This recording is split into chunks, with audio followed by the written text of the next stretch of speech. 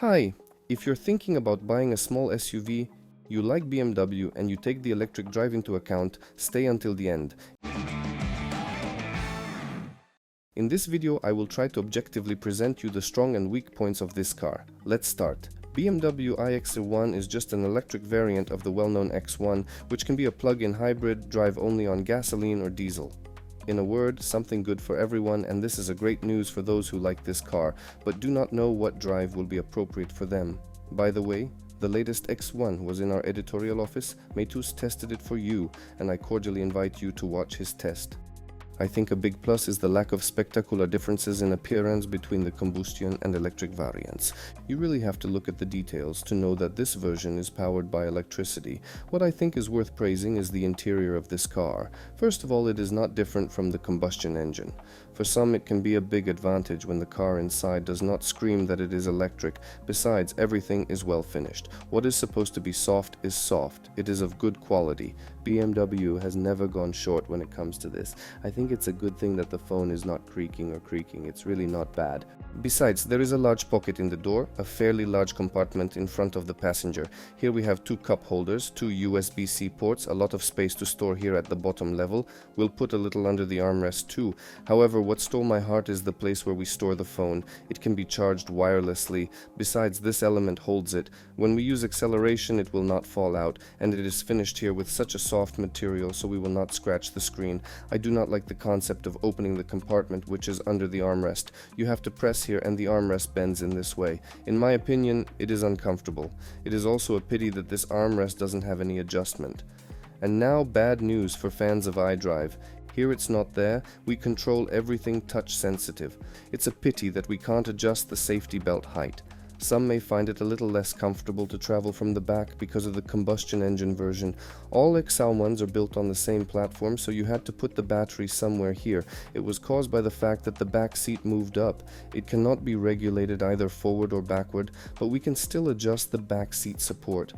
The trunk of the BMW iX1 has a capacity of 490 liters, which is 50 liters less than in the combustion version, but I think nobody will feel it because there is still a lot of space to store.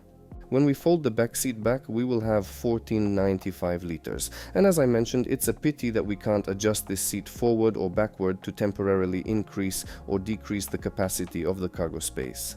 The car gives the driver 313 horsepower and 494 Nm of maximum torque. We have a four-wheel drive here, and the battery capacity is almost 65 kWh.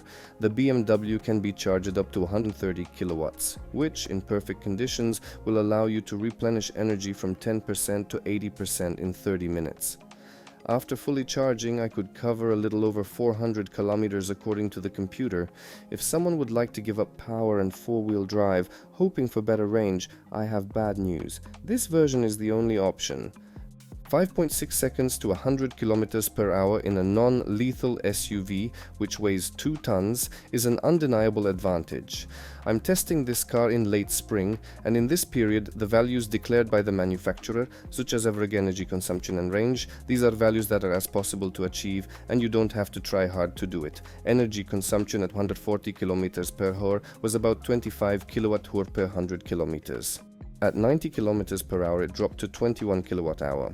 However, in the city you could have a result between 15 and 18 kWh per 100 kilometers, depending on the driving conditions and the opportunity to recover energy. Although we don't have shock absorbers with variable characteristics, this heavy car handles corners well. We don't feel that the body of the car is leaning in the corners, and we can feel confident when we want to overtake a corner faster. This car drives like a BMW, which is good. The declarations in the form of an advertisement slogan of joy of driving have a realistic coverage here and in several dimensions.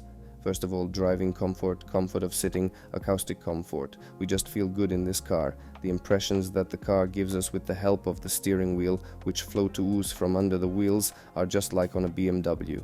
These are not super sporty experience, and in one mode the steering is maybe even too insistent, but you can change it. But it doesn't change the fact that this car just drives very well.